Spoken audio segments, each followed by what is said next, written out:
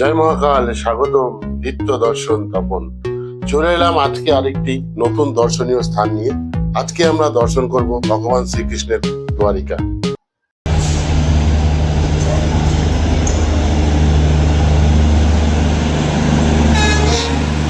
আমাদের ট্রেন চলে এসেছে।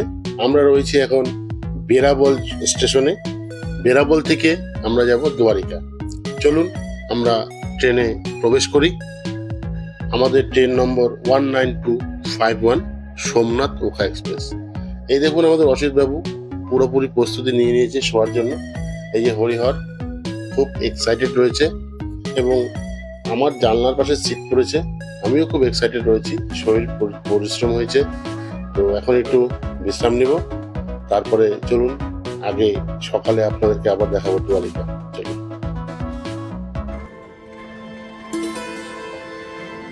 আমার শহর, প্রাণের শহর শিলিগুড়ি। শিলিগুড়ি থেকে যদি আপনারা দ্বারিকা আসতে চান তাহলে পরে সাপ্তাহিক ট্রেন রয়েছে গুয়াহাটি ওখা এক্সপ্রেস প্রতি সোমবার। অবশ্যই চলে আসুন দ্বারিকা ভগবান শ্রীকৃষ্ণের সেই লীলাক্ষেত্র দর্শনের জন্য। হরে কৃষ্ণ, আমরা দ্বারিকা পৌঁছে গিয়েছি।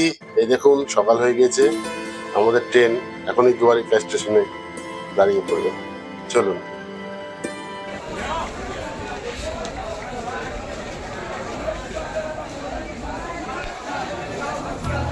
বাইরে বেরিয়ে একটি অটো ভাড়া করে চলে এলাম মন্দিরের কাছাকাছি।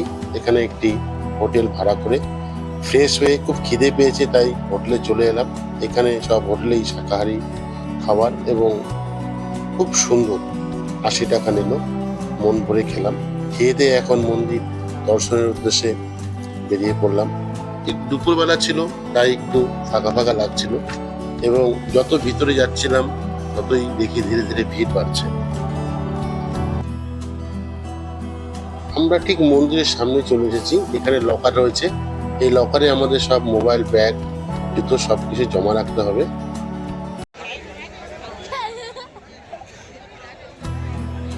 মন্দির খোলা থাকে সকাল 7টা থেকে দুপুর 12টা 30 পর্যন্ত এবং বিকেল 5টা থেকে রাত্রি 9টা পর্যন্ত খোলা থাকে। তো আমরা বিকালে এসেছি, এখনই মন্দির খুলে যাবে।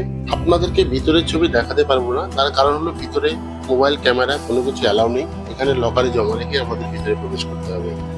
এটি হলো মন্দিরের ঠিক সামনের চিত্র। এটি হলো দেখতে পাচ্ছেন, এটি হলো সুদামা সেতু বলে। এই সেতুটি একটি দুর্ঘটনার কারণবশত এটি বন্ধ রয়েছে।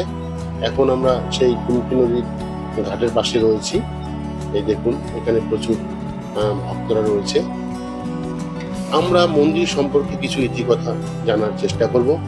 হিন্দু পুরাণ অনুযায়ী কৃষ্ণ মথুরা থেকে এসে সমুদ্র থেকে ভূমি উদ্ধার করে দ্বারকা নগরীর প্রতিষ্ঠা করেন। এই সেই কুমতি নদী, এখানে প্রচুর মাছ রয়েছে। এই কিছু খাবার দিলে মাছগুলো সব উপরে চলে আসে। দ্বারকা ধাম, যা দ্বারকাধীশ মন্দির নামে পরিচিত, গুজরাট শহরের একটি প্রাচীন হিন্দু মন্দির। এই মন্দির কৃষ্ণ ভক্তের জন্য অত্যন্ত গুরুত্বপূর্ণ। এই দেখুন সেই মন্দির দূর থেকে আমাকে দেখাতে হচ্ছে, কারণ এটি 4 ধামের এক ধাম এবং 12 জ্যোতির্লিঙ্গের অন্তর্ভুক্ত। মন্দির পুনর্নির্মাণ হয় 2500 বছর আগে কৃষ্ণের পুত্র বজ্রনাভা দ্বারা। পরবর্তীতে 1600 থেকে 1700 শতকেও পুনর্নির্মাণ করা হয়। আমরা এখন আজকে দ্বিতীয় দিন দ্বারিকায় রয়েছি। তো আগামীকাল আমরা মন্দির দর্শন করেছিলাম, তবে পাশে কিছু জায়গা বাকি রয়ে গেছে। তো আমরা যাচ্ছি আপনাদের দেখাবো। এটি হলো কুমতি নদী, দেখুন এই কুমতি নদী এবং ঠিক আমার পেছনে রয়েছে সমুদ্র। এই কুমতি নদী এবং সমুদ্র এটি হলো মিলনস্থল।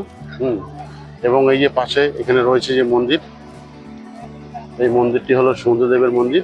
এখানে কথিত আছে ভগবান শ্রীকৃষ্ণ যখন মথুরা থেকে দ্বারিকায় যে তার শহর তৈরি করবেন, তখন এখানে সমুদ্রদেবের আজ্ঞা নিয়ে এবং তার সঙ্গে কথা বলে তারপরে এখানে সেই ভগবান শ্রীকৃষ্ণ এই দ্বারিকা নগরী এখানে স্থাপন করেন। এই সেই সমুদ্র দেখতে পাচ্ছেন, এই যে সমুদ্র, এই সমুদ্রেই জলের নিচে রয়েছে দ্বারিকা নগরী।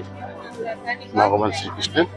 আমরা এখন বর্তমানে সেই স্থানে এসে সেটিকে উপলব্ধি করার চেষ্টা করছি। হয়তো সমুদ্রের নিচে আমরা প্রবেশ করে দেখতে পারবো না, তবে ভগবানের আরও বহু জায়গা রয়েছে যেখানে নাকি ভগবানের লীলাক্ষেত্র, এটি বহু জায়গায় লীলা রয়েছে। আমরা এই সমুদ্রের তলদেশে রয়েছে দুয়ারিকা নগরী, যা নাকি মহাভারতের শেষে ধ্বংস হয়ে যায়। তার মূল কারণ ছিল এটি গান্ধারী অভিশাপ দিয়েছিল। যুদ্ধ শেষে কুরুক্ষেত্রের তার শতপুত্র হারানোর জন্য গান্ধারী শোকাহত হন। তখন ভগবান শ্রীকৃষ্ণ গান্ধারীকে সান্ত্বনা দিতে যান। তখন তিনি বলেন যে কৃষ্ণ চাইলে এই যুদ্ধ থামাতে পারতেন। এই কারণে গান্ধারী শ্রীকৃষ্ণ তার যাদব বংশকে অভিশাপ দেন যে যাদব বংশ ঠিক যেমন কৌরব বংশ ধ্বংস হয়েছিল, ঠিক তেমন ভাবেই যাদব বংশ নিজেদের মধ্যে দ্বন্দ্ব করে ধ্বংস হয়ে যাবে। এরপর দ্বারকা নগরী সমুদ্রে গর্ভে বিলীন হয়ে যায়। এইভাবে গান্ধারীর অভিশাপে দ্বারকা নগরী ধ্বংস ঘটে। হরে কৃষ্ণ, জয় রাধে। ভিডিওটি কেমন লাগলো অবশ্যই একটি কমেন্ট করে জানাবেন। যদি ভালো লাগে তাহলে একটা লাইক ও শেয়ার করে দেবেন।